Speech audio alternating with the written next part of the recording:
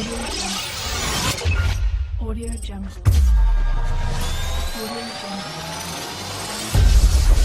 Audio Jungle.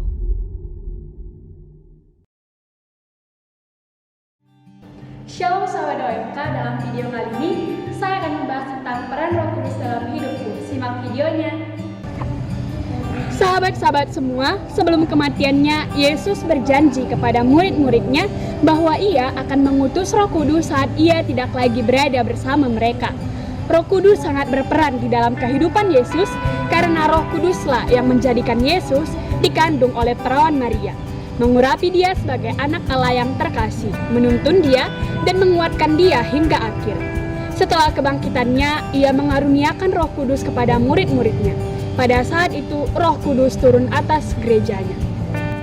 Roh Kudus juga berperan dalam membangun, mendorong, dan mengingatkan gereja akan perutusannya.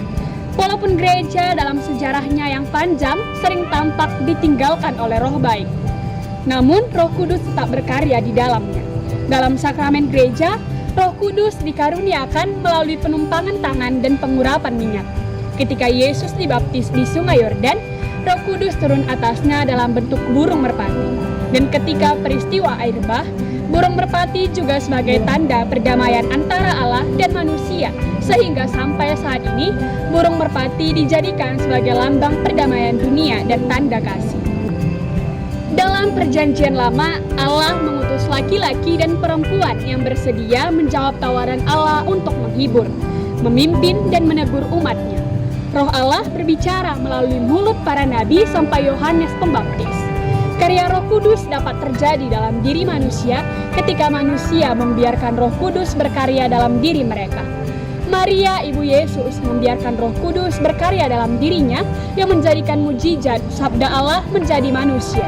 Saat ini, sekarang ini banyak kita alami sepertinya Roh Kudus tidak berkarya dalam diri manusia. Hal ini bisa kita lihat dengan keadaan zaman sekarang. Banyaknya kaum muda yang terkena narkoba, seks bebas, kekerasan terhadap perempuan dan anak-anak, bahkan sistem pemerintahan kita sekarang ini. Roh Kudus telah tercurah dalam diri kita melalui penumpangan tangan para imam. Baptisan sebagai sakramen pertama bagi kita, mengutus kita menjadi pewarta kabar gembira. Santo Agustinus menyebut Roh Kudus adalah tamu yang hening bagi jiwa kita. Maka kita yang ingin merasakan kehadiran Roh Kudus harus melalui suasana hening. Seringkali Roh Kudus berbicara dengan sangat lembut di dalam dan bersama kita. Contohnya dalam suasana hati atau melalui sarana-sarana di dalam dan di luar diri kita. Diri kita saat ini hendaknya menjadi Roh Kudus di mana kita menyediakan tubuh dan jiwa bagi kehadirannya. Tubuh yang kita miliki sebagai sarana bagi Allah berbicara.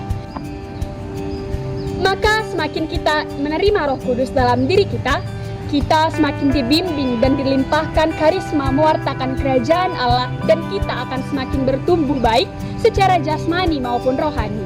Hidup kita akan seimbang antara jasmani dan rohani dan menjadi OMK yang memiliki karisma pewarta sabda Allah. Nah, demikianlah tadi pembahasan saya tentang peran Roh Kudus dalam hidupku. Kiranya dapat bermanfaat bagi saudara-saudari sekalian. Pace bene.